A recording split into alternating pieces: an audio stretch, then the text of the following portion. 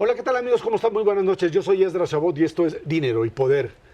Se acaba el periodo de campañas ya en 6 días, la elección es dentro de 10. Ahora candidatas y candidatos se centran en los cierres de campaña y a dar el último estirón para captar el mayor apoyo de la ciudadanía. En este periodo se presentaron sus propuestas en temas diversos por preocupaciones de la ciudadanía, una de ellas, por supuesto, el combate a la inseguridad. El Observatorio Nacional Ciudadano presentó este miércoles un análisis sobre las propuestas de las y los candidatos a la presidencia de la República, a gobernador y por supuesto todo lo que tenga que ver con mejorar la seguridad del país. Anoche, desgraciadamente, hay que decirlo, en San Pedro Garza García hubo un incidente grave, un accidente grave, durante el evento en el que participaba el candidato de MC, Jorge Álvarez Maínez, con un saldo hasta ahora de 9 muertos y más de 70 heridos. Todos los candidatos de MC suspendieron sus actividades y bueno, ahí nos enviamos las condolencias, por supuesto, y nuestro dolor que acompaña, porque en una campaña esto pues suena siempre como algo que pues a lo mejor se pudo evitar, pero que desgraciadamente la inercia del movimiento, de la forma de asumir las consecuencias, pues no siempre es la mejor y bueno, pues esperemos que por lo pronto esto no trascienda. En el estudio de Dinero y Poder está con nosotros Francisco Rivas, director general de Observatorio Nacional Ciudadano. Buenas noches, Francisco, gracias por estar aquí con nosotros. Santos Cervera, Luis Miguel González, muy buenas noches. ¿Qué son o qué es lo que las campañas presidenciales y algunas de gobernadores te plantean o te plantearon como estrategia de seguridad? Pues, querido antes que nada, muchas gracias. Es siempre un gusto estar aquí. Precisamente porque estamos muy preocupados y porque todas las encuestas nos hablan que la seguridad es el principal problema que hoy sienten los mexicanos y viven los mexicanos. Desde 2018 nos hemos dado la tarea de tratar de conocer qué es lo que nos proponen tanto los candidatos a la presidencia como a las gubernaturas. Este ejercicio se ha repetido. El primer elemento que debo decir es que es muy lamentable que si en promedio siempre ha sido medio bajo de participación, entre un 65 y un 66%, en esta ocasión tuvimos una participación de menos del 38% de los candidatos, a pesar que es una de las veces que tenemos menos candidatos respecto al pasado. Simple y sencillamente en 2018 fueron 51 los candidatos, hoy son 32. ¿A qué lo atribuyes? Yo creo que por un lado es al desconocimiento absoluto en la materia. Por otro lado es a que la campaña me parece que está centrada principalmente en dos aspectos. Uno, la descalificación del adversario, pero la descalificación no de las ideas del adversario, sino específicamente de la calidad moral del adversario y de los grupos políticos que representa. El otro elemento que me parece determinante es cómo se han movido las campañas a una serie de mensajes, yo lo llamo la política del TikTok, es decir, 3 segundos para tratar de dar ideas complejas y tratar de hacerlo con el bailecito y la musiquita que pueda llamar la atención, pero la sustancia es verdaderamente pobre. Y eso es uno de los aspectos, una parte del documento la llamamos ni segundo piso, ni esperanza, ni tercera vía para la seguridad, porque precisamente los candidatos presidenciales se vieron absolutamente omisos y lamento que este sea el momento en el cual traigo a colación después de lo que acaba de suceder ayer, pero pues lamentablemente los candidatos fueron extremadamente omisos en participar, los presidenciales. La única que envió muy extemporáneamente su programa fue Xóchitl. Este es un ejercicio en donde se les pide que contesten a 300 preguntas que son complejas, porque no es nada más decir queremos mejorar la policía. O sea, querer mejorar la policía significa qué, cómo, para qué, cuánto nos va a costar, cuáles son los indicadores, cuáles son los procesos, el modelo que se plantea, cuáles son las dificultades que se están planteando desde un principio, si va a haber modificaciones estructurales, una reingeniería institucional o si va a haber cambio de normas. Todas esas son preguntas difíciles que la mayor parte de candidatos podría no tener en el momento, pero sí debería tener por lo menos los esbozos generales. Si quieren gobernar, pues no puede ser de que primero gano y luego averiguo qué voy a hacer. Aquí, lamentablemente, lo que encontramos es precisamente eso. Insisto, Xóchitl nos mandó muy extemporáneamente, nos mandó el día antes, insisto, la noche antes el documento, y pues de la campaña, tanto de Álvarez como de la campaña de Sheinbaum, fue imposible que nos contestaran y asumieran la responsabilidad. Sí hubo una parte importante de los candidatos que se comprometió, de hecho la mayoría, digamos que el 70% de los candidatos se comprometió a participar, pero insisto, los que al final entregaron fueron muy poquitos. Solo 5 fueron los candidatos que entregaron completos los cuestionarios, entre ellos destacan particularmente el caso tanto de Livia como de Santiago en Guanajuato y la Ciudad de México. De los 5 que contestaron, 4 son candidatos del PAN y una de Movimiento Ciudadano, la de Movimiento Ciudadano Morelos. Y estamos hablando de que aparte de la Ciudad de México y Guanajuato tuvimos respuesta tanto de Chiapas como del caso de Yucatán. Pero por lo demás, solo una de las candidatas de Morena contestó y los demás, insisto, pues prácticamente son del PAN. Movimiento Ciudadano tenía una tradición de haber participado constantemente, a pesar de que Salomón se comprometió, porque de hecho tuvimos un foro previo con los candidatos de la Ciudad de México y pues no entregó absolutamente nada. Ahora, en ese sentido, los que sí presentaron, ¿qué es lo que te dicen que hay que hacer? A ver, todos hablan de fortalecimiento de policías y eso nos parece muy positivo.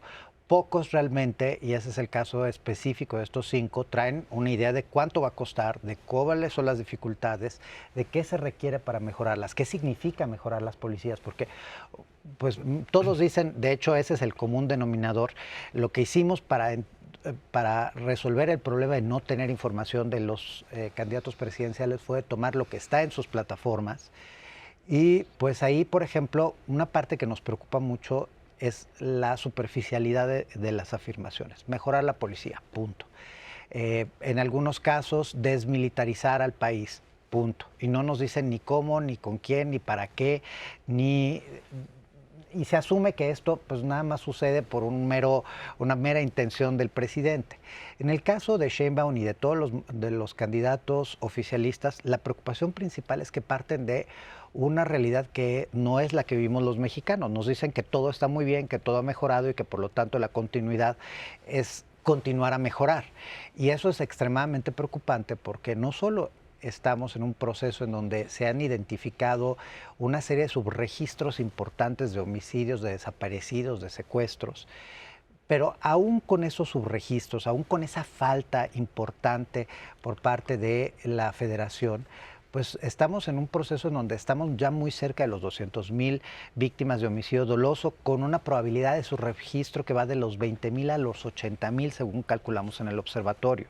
Estamos en máximos históricos en desaparecidos. Simple y sencillamente comparando los últimos 2 sexenios juntos, tenemos aproximadamente un 30% más de desaparecidos, a pesar que ya hubo una rasurada de 40,000 personas en la base estadística de desaparecidos. Y así vamos a la extorsión, al robo de hidrocarburo, que también nos dicen que ha bajado, pero Pemex nos presenta que año con año se han roto récords en temas de tomas clandestinas.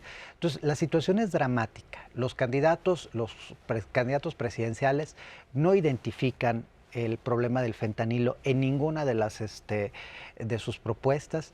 No hablan, insisto, de dónde va a salir el dinero y parece que el dinero es infinito porque prometen, prometen, prometen y prometen.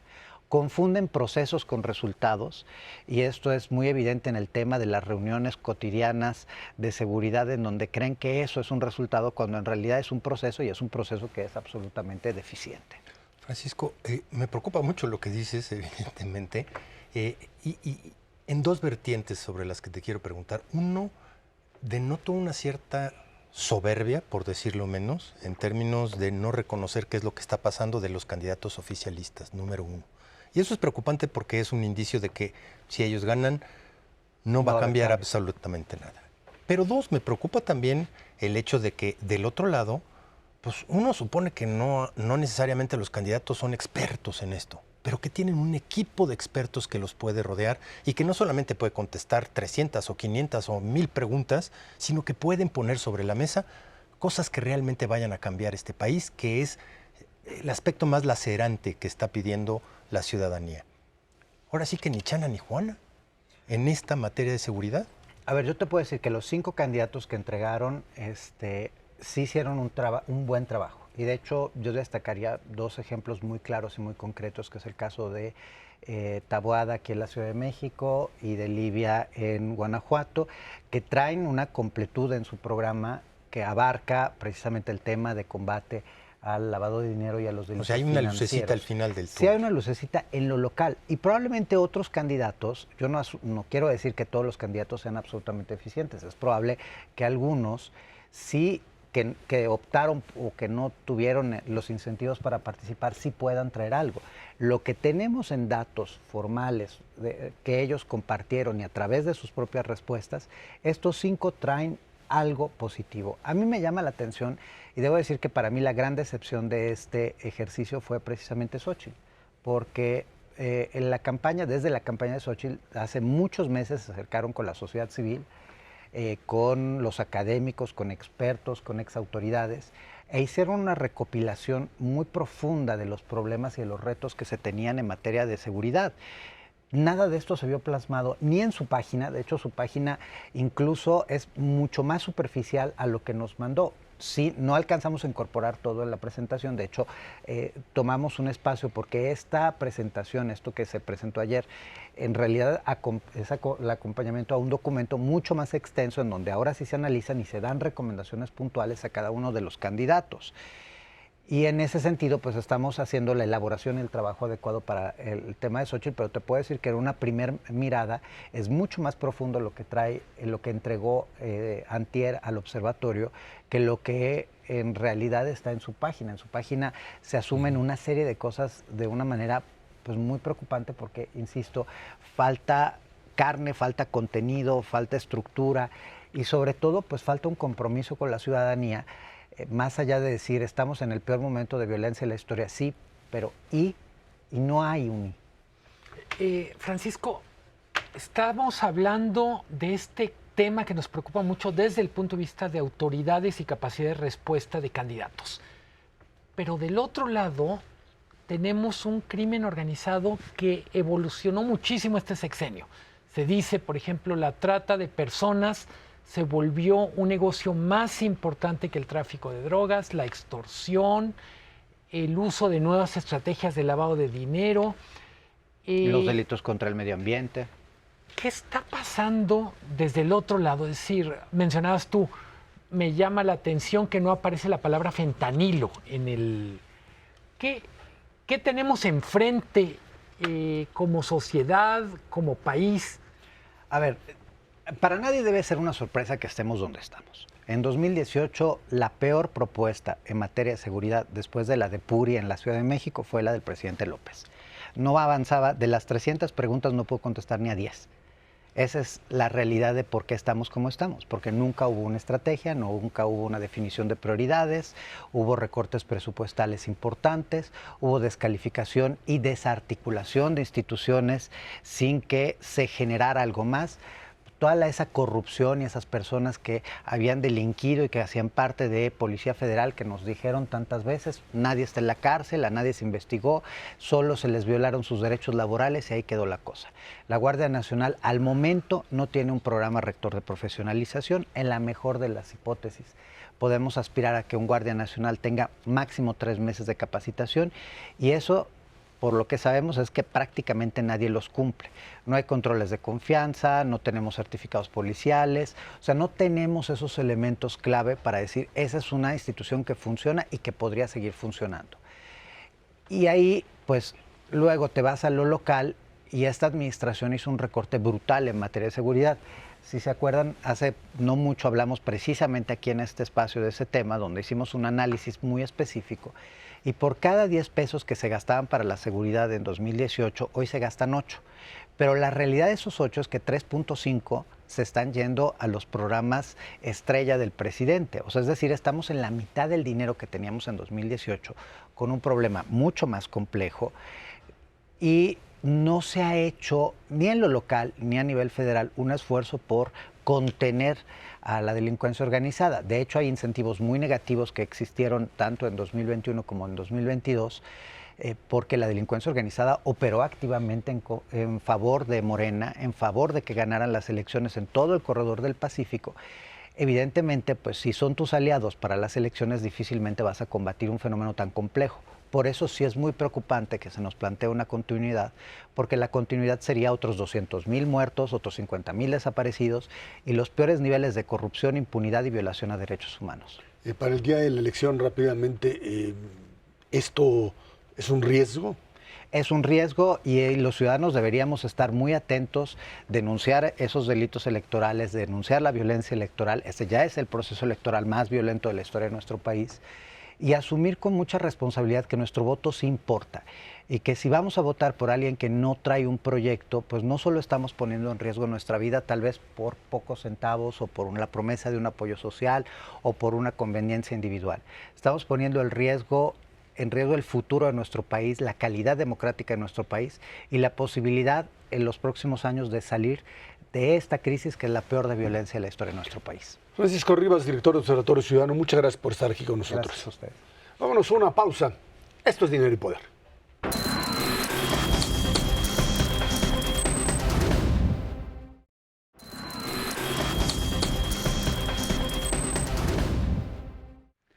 Se terminaron los debates. El domingo se realizó el tercero entre las candidatas y el candidato a la presidencia de México. Hubo más señalamientos entre los aspirantes y pocas propuestas. Los temas fueron política social, inseguridad, crimen organizado, migración, política exterior, democracia y pluralismo, así como división de poderes. Imagínate lo que implica en pues 1 hora y media, con espacios de 1 minuto, 3 minutos, 2 minutos, 5 minutos, poder analizar o poder entrar en un debate de esta naturaleza. ¿Hasta dónde este último debate presidencial afecta?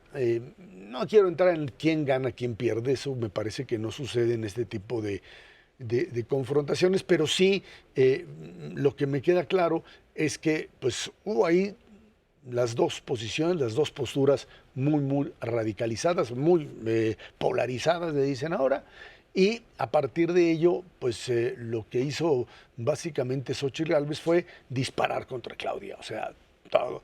El moderador Javier Solórzano y otros dos que estaban ahí, pues intentaban preguntarles algo con un tema de determinado y la respuesta iba por otro lado y aunque le insistas, pues finalmente lo que cada uno de ellos o de ellas responde está ligado a su propia estrategia de descalificar al otro. Y pues en ese sentido creo que Claudia se ciñó directamente a su guión y Xóchitl, bueno, pues ahora sí que fue en este intento por arrasar, por aplastar, Luis Miguel. Nos lleva invariablemente a la pregunta ¿para qué sirven los debates y para qué le sirven a cada quien? Claro. Y me gustaría más que pensar en las candidatas, el candidato, pensar en nosotros como electores. ¿Para qué sirve un debate? La teoría y buena parte de la doctrina de los debates hecha en Estados Unidos es lo que vamos a medir en un debate es quién parece más presidente o quién parece más presidenta en este caso. Yo creo que las preguntas para las que deberíamos de tener respuesta van más allá de quién parece más presidente. Por ejemplo, ¿cómo contestan las preguntas? Y yo diría, lo planteas tú en la introducción al tema, las preguntas salen sobrando, porque lo que ellos quieren es poner o desplegar un guión. En el caso de Xóchitl, claramente el guión que estaba desplegando es: yo soy la retadora y necesito un knockout en el tercer debate. De parte de Claudia es: yo tengo una disciplina y no la voy a romper, ni siquiera aunque me revienten una bomba en la cara. Me sorprendió positivamente Maynes en el sentido de creo que hizo una muy buena intervención en general, pero nos plantea también como electores, si estamos en esta disyuntiva de dos opciones y voto útil, ¿de qué nos sirve tener un tercer candidato que se preparó bien para el debate? Sí, porque además pues es lo más fácil. Aquel que no tiene posibilidades reales puede jugar a eso. Aunque a mí me pareció que en el caso de Maynes, más allá de lo que ya platicamos en el bloque anterior con respecto a la desgracia que sufrió el día de ayer, el hecho real es que aparece como más cargado hacia el lado de Morena, o sea, hacia golpear a Xóchitl, a hablar de ella como la candidata del PRIAN, etcétera, y no meterse jamás ni con Claudia ni con Andrés Manuel. Totalmente. Y antes de soltar la palabra, solo decir, es muy curioso porque efectivamente es muy duro, mucho más crítico con Xóchitl, pero no se atreve a elogiar a Morena. O sea, es decir, ya en el fondo es más contra Xóchitl que a favor de Morena, que es una posición peculiar, por decirlo menos. No, yo creo que este tercer debate es claramente ya un fuera máscaras de todo el mundo. O sea, evidentemente de Maínez, o sea, a legua se ve exactamente dónde está pues, su corazoncito y qué es lo que defiende. Pero desde luego también en el caso de Claudia y de Xóchitl, fuera máscaras en muchísimo sentido. Yo creo que tienes razón, los debates no le sirven mucho a los votos duros de cada uno de los partidos, no le sirve mucho a los convencidos de Claudia escuchar qué es lo que va a decir Xóchitl, ni escuchar lo que va a decir Claudia. De todas maneras, ellos tienen voto duro ya ganado. Es exactamente lo mismo que pasa con todos los que están a favor de Xóchitl. Y en ese contexto, supuestamente también es para movernos a los indecisos. Claro. Los indecisos está claramente que es donde está tu mercado, y ni el debate 1, ni el debate 2, ni el debate 3 ha servido específicamente para mover a los indecisos. O sea, la verdad es, fuera máscaras es en términos de personalidades, en términos de saber específicamente cuál es tu papel dentro de este proceso electoral y efectivamente cuál es el papel de cada una de ellas dos en términos de mirar y despreciar o mirar y ser empática o de qué manera me acerco al pueblo, ya no con lo que digo, sino con la actitud que tengo frente a cámara para ver si de esa manera puedo convencer o no. Lo que veremos de aquí al final, queda menos de 10 días, es complicado, no cabe la menor duda, por la polarización que sí se está dando y que seguirá una vez que se termine la elección. De eso no tengo ninguna duda. Ahora, pero nada más, el tema de los debates creo que también tiene que ver con el temor básicamente de los partidos políticos. O sea, yo entiendo que ahora al INE le cargan todo, o estamos muy críticos del INE, de Guadalupe Tadei, pero esta idea de tratar de proteger al máximo al candidato con estos formatos de 1 minuto, 2, la respuesta, en lugar de generar lo que debería haber sido un debate, una mesa de debate, como se hace en otros lugares, y en donde, pues, yo entiendo que pues, por alguna razón Claudia Sheinbaum no volteaba a ver a Xóchitl, pero el formato le daba la posibilidad también de no hacerlo. Y creo que en ese sentido estamos todavía muy lejos. El miedo de los partidos, no sé si de los propios candidatos, a debates abiertos. A ver, yo creo que tocas un tema que para mí es fundamental, entender los debates en un contexto más general, que es las estrategias de comunicación de nuestra clase política a lo largo de esta campaña. Yo no diría que es un retroceso, pero en el fondo no hay un avance claro. Okay. Insisto, vamos por un momento sumando lo que aprendimos, lo que escuchamos en los debates, más lo que aprendimos, escuchamos en las entrevistas que todos ellos dieron, digamos, Claudia, Xóchitl, Maínez.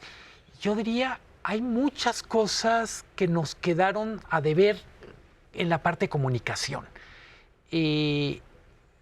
Por poner claramente, pienso en el caso de Claudia Sheinbaum, ¿dónde están las continuidades y los cambios respecto a este sexenio? Los de a de veras, no la parte mercadológica.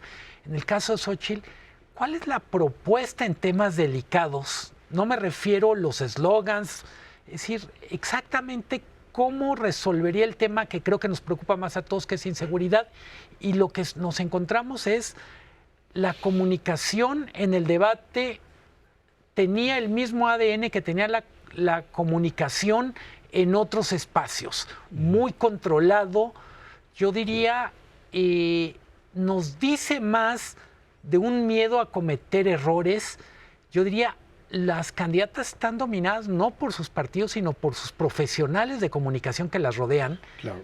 Y creo que en ese sentido es una campaña muy decepcionante.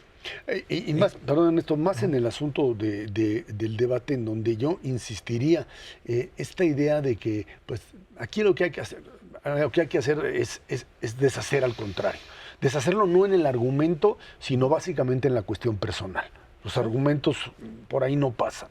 Y en ese sentido, insisto, el formato te lo impide, o sea, te impide incluso, si tú quisieras decir, a ver, ahí van las propuestas, esto va así, no te alcanza el tiempo. Entonces, o lo manejas en con menos temas, por supuesto, pero con mayor libertad, o simplemente terminas haciendo de eso un modelo de acartonamiento que no permite al ciudadano, para el ciudadano es aburrido, aunque hay muy buen rating, por supuesto, por la polarización, y al mismo tiempo no tiene ningún tipo de propuesta. Y por eso, más allá de las ideas, el debate es mostrarte de una manera, puede ser real o no, pero esta actitud que tomas frente a la cámara y quieres transmitir al público que te está viendo y te está escuchando, dice mucho de cada una de ellas y al mismo tiempo no dice nada, porque no sabes si creer o no, inclusive en la parte de actitud. Yo te diría, en contraposición al debate, los que han estado muy buenos son los postdebates. Ahí sí se han andado hasta con la cubeta en diferentes lugares, diferentes personajes, sin un minuto cada uno o cada una. Y la verdad, ahí sí se han debatido los temas. Es una lástima porque no todo el mundo puede escuchar los postdebates para darse cuenta efectivamente del intercambio de ideas. Ahí sí se debaten las ideas durante periodos muy prolongados de tiempo, especialmente en radio, pero también en varios espacios televisivos. Y yo creo que eso sí nutre lo que debería de ser un proceso de debate democrático para las siguientes, a lo mejor. Yo haría una acotación con los postdebates. En un país tan presidencialista, ¿qué tan serio debemos tomar lo que dice alguien del equipo de la uno u otro? Porque al final yo digo, efectivamente No, es un seriedad, espacio... por diversión. Es un espacio más libre, pero al mismo tiempo la primera pregunta que uno se hace es, bueno, ¿está hablando a título personal? ¿Está hablando...? A mí me queda claro que los postdebates, cuando están miembros de cada uno de los partidos, bueno, pues van a intentar justificar lo que dice Ernesto. En una de esas elaboran más con respecto al proyecto, más, ¿sí? Pero pues cada quien va a defender al suyo. Las mesas, digamos, de análisis también. Y ahí entras en otro debate. Yo entiendo que hay analistas que pues van porque está su prestigio de por medio y van a cuestionar y a decir quién o no. Y hay otros que pues están digamos, identificados, es periodismo de militancia y van a hacer lo imposible por decir que su candidato o candidata es la que ganó el propio debate. Pero bueno, pues así se las juegan. Vámonos a una pausa y de regreso platicamos con ustedes. Actividad económica se está ahora sí que deteniendo. Estamos entrando en esta fase en donde el crecimiento del país sin duda es un problema inmediato. Esto es Dinero y Poder.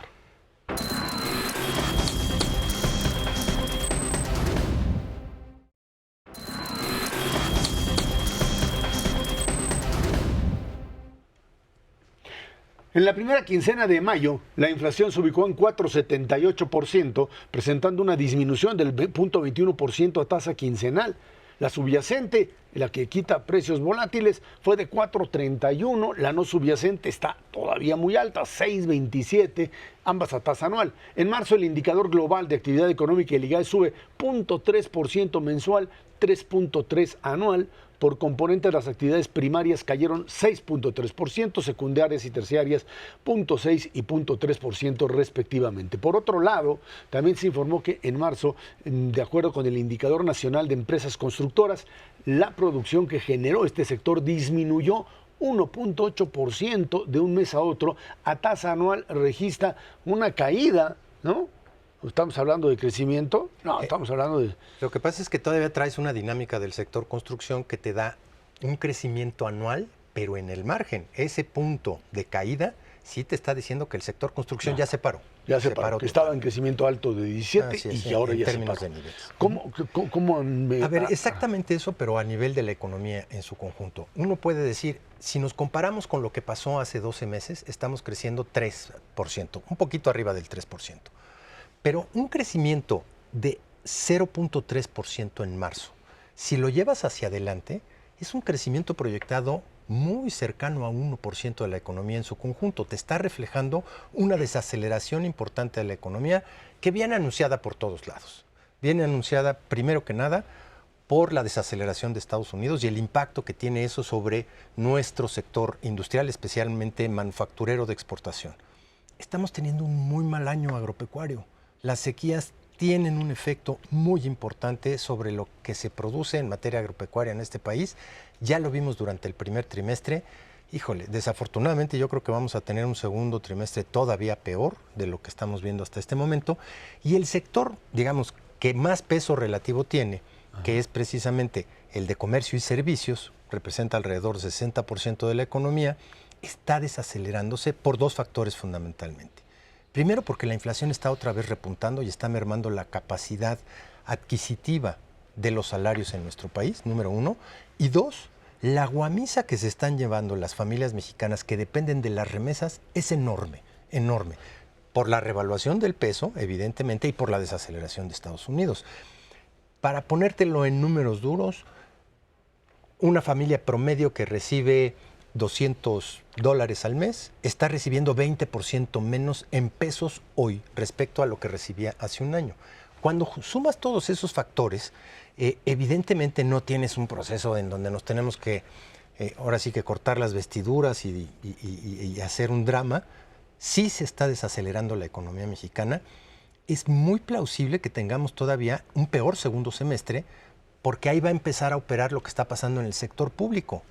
Adelantó su gasto al primer semestre del año con subsidios, con todo lo que son apoyos directos o indirectos y evidentemente con la parte de las elecciones, pero lo va a tener que contraer brutalmente en el segundo para no pasarse de este déficit que ya de por sí todo mundo cree que va a estar terrible, cercano al 6%, y para lograrlo va a tener que contraer. Si juntas la contracción del sector público con la desaceleración de Estados Unidos, con menores ingresos en términos reales de las familias mexicanas, te da un cóctel de que muy probablemente tengamos un crecimiento cercano a cero en el segundo semestre del año. Y veremos cómo nos va en el 2025, en el arranque de dos administraciones, la de México y la de Estados Unidos. Luis Miguel. Creo que Ernesto lo dibuja muy bien lo que está pasando con crecimiento. Yo enfatizaría un año electoral. En la práctica son dos fotografías muy diferentes. El primer semestre, el gobierno echa el resto, tiene que ver con el proceso electoral y tiene también que ver con el cierre de administración. Es decir, quien es proveedor de gobierno sabe que su última esperanza de cobrar está en el primer semestre. Casi cada semana que pase de junio en adelante, va reduciéndose la posibilidad de cobrar. Entonces, el calendario electoral se vuelve calendario económico en un año como este. Esto sirve para enfatizar, si el primer semestre la economía no agarra más velocidad, lo único que sabemos, en el segundo semestre vamos a ver operar mucho más los frenos que el acelerador.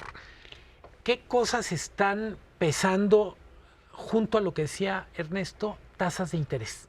Es decir, una mayor inflación quita capacidad adquisitiva, pero hace también que el costo del dinero sea más caro, por ejemplo, para el crédito al consumo, por ejemplo, para nuevas inversiones.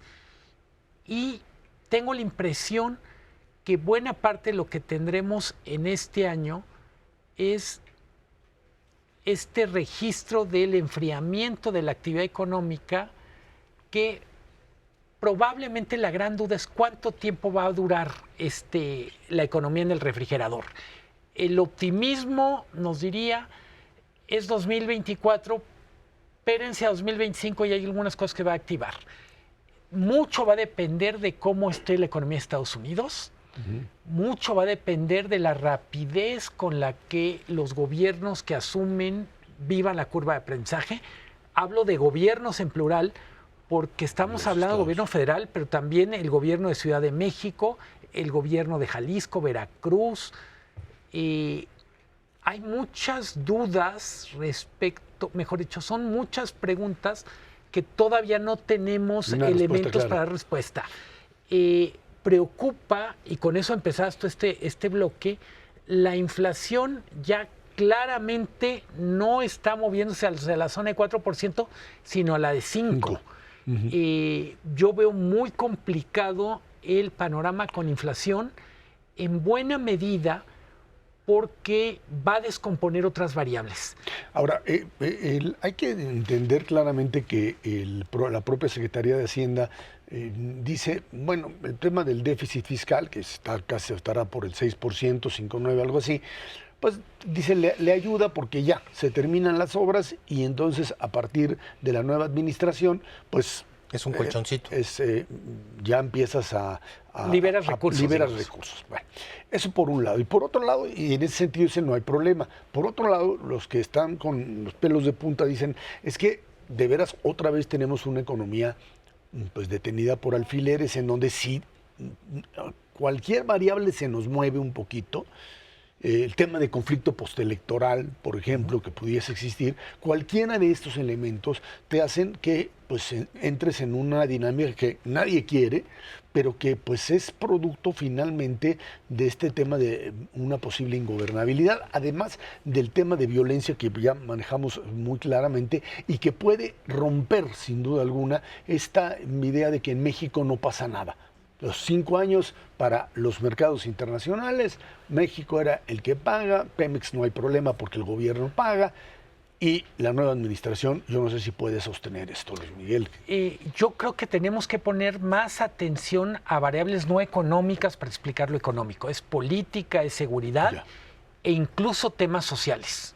Pero se están armando precedentes de los que México no estaba acostumbrado y los que tienen que ver con México en el ámbito internacional tampoco. Acabas de decirlo. No, es que Pemex siempre paga. Ajá, pregúntenle a los proveedores y ahora pregúntenle a los bancos que ya no está pagando tampoco los factorajes que realizan los proveedores. Santo problema en términos de una señal que le están mandando a los que hacen estos créditos a nivel internacional, a los que hacen los rankings de las propias empresas a nivel internacional. Sin duda es un problema serio el que se nos puede venir hacia adelante si le quitan un alfiler. Y es el alfiler más importante de la economía mexicana para el segundo semestre y para el arranque de la siguiente administración en términos de impacto frente a inversionistas, en términos de impacto en finanzas públicas, se llama Pemex. Si algo no funciona bien dentro de la empresa, si vuelve a tener algún problema financiero, que lo va a tener, vamos, no hay ninguna duda, con la ausencia de mantenimiento que ha habido en los últimos 6 años, algún problema también va a haber hacia adelante, y el impacto que se puede dar en cascada para que el gobierno federal necesariamente tenga que entrar y salvar a Pemex, puede ser muy grave para el propio gobierno federal en términos de su calificación crediticia. Le van a decir, nosotros estamos muy contentos con la parte macroeconómica de México todavía, creemos que tiene un gran potencial hacia adelante con la relocalización y una serie de factores, pero ya nos está preocupando en demasía esta parte de finanzas públicas. Finanzas públicas, la variable clave a lo largo del año va a ser la presentación del presupuesto 2025. ¿Qué tan serio es ese presupuesto? Va a determinar mucho cómo nos va a pintar el final del año y el año próximo. Y lo mencionaba ahorita Ernesto, nearshoring. Es cierto que es una realidad que está empezando a llegar, pero también es cierto que las cantidades que están llegando están por debajo del potencial. ¿Qué vamos a hacer para cerrar la brecha entre lo que podemos, merecemos y lo que estamos consiguiendo? Eso es parte de las preguntas que ya no le tocan a esta administración. Le tocan a la que sigue. Agua y luz, te diría yo, como elementos fundamentales. Y seguridad. Agua, luz y seguridad son los que... No, y Estado de Derecho. Porque si tú vas a hacer una inversión de 5,000 millones de dólares, pues quieres que se cumpla la ley, ¿no? Sí, bueno, pues junto con las otras dos. Eso, digamos, es parte. Y el otro, finalmente, que son tasas de interés, la posibilidad de Banco de México de bajarla. Dicen a lo mejor para diciembre un cuartito de punto. Luis Miguel. Depende qué pasa en Estados Unidos. Hay una declaración que hace Irene Espinosa, que es la subgobernadora que literalmente ya se va. Y dice, el haber bajado las tasas antes de tiempo nos cuesta 2 trimestres en la lucha contra la inflación. Claro. Entonces, no es solo un asunto de echar numeritos, sino cada decisión que se toma Tiene sus tiene un consecuencias. impacto en el mundo real. Bueno, vámonos a una pausa y de regreso platicamos con usted el tema de la marea rosa, de la concentración del domingo, de las reacciones dentro del propio gobierno y de cómo pues esta confrontación político-electoral está llegando a su fin. Cada una de las partes, bueno, pues tendrá que asumir las consecuencias de su estrategia. Vámonos a una pausa. Esto es Dinero y Poder.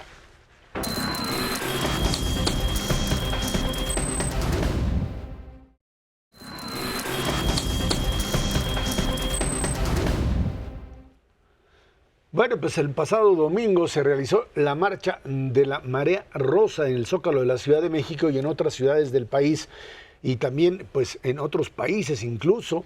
El evento fue organizado, bueno, obviamente por sociedad civil, pero lo encabezaron Xóchitl Gálvez y Santiago Taboada, o sea, esta Marea Rosa ya prácticamente decidiendo también por una candidata. Inició como movimiento de la ciudadanía y terminó aglutinando a las fuerzas políticas de oposición. El gobierno mexicano dijo que el país vive un momento de libertades plenas y democracia auténtica, así es como lo plantea el gobierno, dijo, ahí pudieron, finalmente hasta izaron la bandera, tardecito, a los señores de la coordinadora que pues trataron de pues de manejar, digamos, ahí lo que serían pues las bardas para separar, pues finalmente la masa que llegó ahí terminó por ubicarlos en un solo lugar, no pasó nada mayores, y bueno, pues ahí está una respuesta, Luis Miguel, de clases medias, ¿no? Clases medias que fueron y que independientemente de cómo vaya a suceder la elección, lo cierto, porque las movilizaciones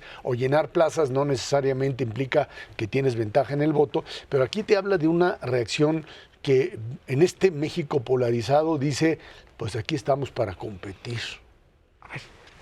Creo que es obvio, después de lo que pasó el domingo, que así como el presidente tiene un enorme número de seguidores, también la oposición tiene un enorme número de gente que se identifica, hay veces con la oposición, pero hay veces se identifica con el anti-López Obradorismo. Claro. Es decir, me parece que la propia marcha, la organización, la narrativa, enfatiza lo complicado que ha sido la campaña para Xóchitl Gálvez en el sentido de por momentos es la candidata de los partidos y por momentos la candidata de los ciudadanos y entre partidos y ciudadanía no hay la mejor de las relaciones. Claro. Yo diría, queda por ver para cuánto da esta marcha en las urnas y inevitablemente vamos a comparar esta marcha, porque en algunos casos son los mismos lugares, los mismos espacios, con el mitin de cierre, por ejemplo, de Claudia Sheinbaum. Es quién puede mover más gente. Yo digo, al final tengo la impresión que la marcha, entre otras cosas, una marcha en contra de las encuestas. Es decir, vamos demostrando que somos un montón y que las encuestas no nos están contando. Bueno, si ese es el caso, yo creo que sí funcionó, pero a final de cuentas esta parte de la Marea Rosa de Movimiento Ciudadano, en donde había causas muy específicas en las marchas anteriores, la defensa del INE, la defensa de la Suprema Corte de Justicia, etcétera, creo que esta vez había una dosis de enojo brutal en términos de lo que la gente coreaba espontáneamente en contra de lo que está viviendo permanentemente.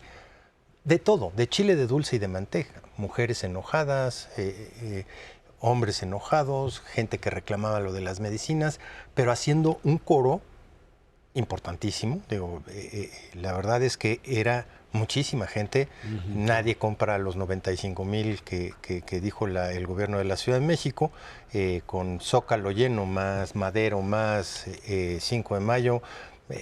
La cantidad era muchísimo mayor, pero el punto no es ese. Zócalo lleno no quiere decir ganar elecciones, lo dijeron ya perfectamente claro, pero zócalos en diferentes ciudades sí. Y mientras este movimiento se haya reflejado en diferentes ciudades importantes de la República Mexicana, tampoco quiere decir que se vaya a ganar las elecciones, pero el mensaje para mí sí es muy claro, va a estar mucho más cerrado de lo que dicen las propias encuestas. A ver, yo creo que el problema fundamental, y lo hemos repetido aquí mucho, es que se trata obviamente de una competencia entre dos, donde el tercero está jugando a quién sabe quién. eso no. Ahora, el problema es que, pues sí, siempre en una contienda de dos, pues hay este tipo de fricciones, etcétera, pero me queda claro que la desconexión política entre un lado y el otro está presente. ¿Qué quiero decir? La ilegitimidad está presente como el elemento que hace la diferencia entre uno y otro. O sea, tú, Morena, no eres opción porque yo ya no te puedo ver a ti como una alternativa viable para negociar. Y Morena, que fue la que comenzó con el discurso propio del presidente, tampoco reconoce. O sea, los calificativos de traidores, etcétera, te generan una situación en donde el diálogo político, que es, ok, se van a golpear hasta el día de la elección, pasa la elección y entonces comienza la negociación. Todo este sexenio, la negociación no existió porque básicamente Morena y sus aliados tenían mayoría en el Congreso. Pero incluso cuando querían reformas constitucionales para que lo requerían, no hay, y creo que ese es el riesgo mayor. Yo puedo ver a mi contendiente como un adversario a vencer, pero no lo puedo ver como un enemigo a matar. Se acaba el modelo democrático ahí. A ver, esto va mucho más allá de lo que pasó el domingo, o yo diría, si consideramos lo que pasó el domingo en las marchas, más lo del debate, tenemos claro que uno de los retos para el próximo sexenio es que haya diálogo fluido, no solo entre la presidenta y las cabezas de la oposición, sino entre gobierno, oposición, gobierno, sociedad civil, en muchísimos temas. Nos decía Francisco Rivas, en seguridad no hay manera de tener una solución sostenible sin tener una colaboración mucho más fluida, mucho más sólida entre todos los que participan, unos como víctimas, otros como autoridades, otros como empresarios. Mi impresión es que estamos acabando las campañas y tenemos todas las razones para tener dudas, para tener preocupación de quién va a estar en la mesa del diálogo el próximo sexenio y cuáles temas van a tener diálogo y en cuáles no. Y es la parte principal, Ernesto. Mira, yo creo que estamos siendo un poquito demasiado optimistas. Es diálogo en general. Va a haber o no va a haber diálogo precisamente entre esta polarización brutal que vive la sociedad mexicana y entre las diferentes fuerzas políticas. Yo creo que irremediablemente hay otro segundo nivel de diálogo en donde, independientemente de quién sea la presidenta, sí se va a tener que ceder, que es el de las gubernaturas y de los gobiernos locales. Va a estar mucho más disperso de lo que estamos viendo hoy en día. No es lo mismo tener 20 gobernadores que tener 15 o 14. Y en ese contexto, ahí tiene que hacer un esfuerzo verdadero la próxima presidenta por sentarse a resolver este tipo de problemas que está diciendo Luis Miguel, que son fundamentales para la sociedad. A lo mejor puedes no tener tanto diálogo en algunos aspectos, pero en esos cruciales para la ciudadanía no tienes opción. Tienes que enfrentarlos directamente y hacer un espacio para ello. Si no, esto te puede reventar. A ver, está el tema de la marea rosa que dicen, pues son los ciudadanos, los partidos políticos atrás, finalmente lo consiguieron. Una vez pasada la elección, pase lo que pase, creo que el escenario o la conformación del mapa político en México va a cambiar sustancialmente. Totalmente. ¿Hasta dónde esta marea rosa se convierte en un partido político? Porque pues puedes denostar a los partidos que son terribles, pero la democracia funciona con partidos. Que estos no sirven o no son los adecuados, bueno, pero ahí está este movimiento, ahora sí, ciudadano, pero que yo no sé si hay la capacidad, dependiendo del resultado de la elección, para convertir esto en un movimiento político que pueda tomar decisiones, Luis Miguel. Digo, es una de tantas preguntas. Volviendo a lo muy básico, la manera en que los partidos dialogan con la ciudadanía deja mucho que desear.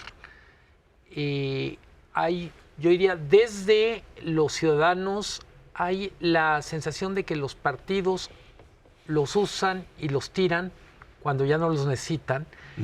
Y yo diría, mismo Morena, que no tiene, en algunos casos, que no arrastra tantos negativos porque es mucho más joven, también necesita construir su propio modelo de diálogo con la ciudadanía. uno de los grandes temas en este sexenio es cómo se desgastó la relación del movimiento oficial, por ejemplo, con comunidades como artistas, como feministas, como medioambientalistas. Científicos. Entonces yo diría, una de las grandes crisis de la democracia en México ahorita es la relación entre partidos y ciudadanía. Y yo no creo que se resuelva convirtiendo a los ciudadanos en partidos, a los ciudadanos organizados en partidos, pero sí se tiene que pensar en partidos abiertos a un diálogo donde no sean tan gandallas, para decirlo Así es, y dejen al ciudadano ahí votado. Ernesto Cervera, Luis Miguel González, muchas gracias. Gracias a usted que nos ve y nos escucha aquí en el 11 todos los jueves, 10 de la noche, Dinero y Poder. Muchísimas gracias y muy buenas noches.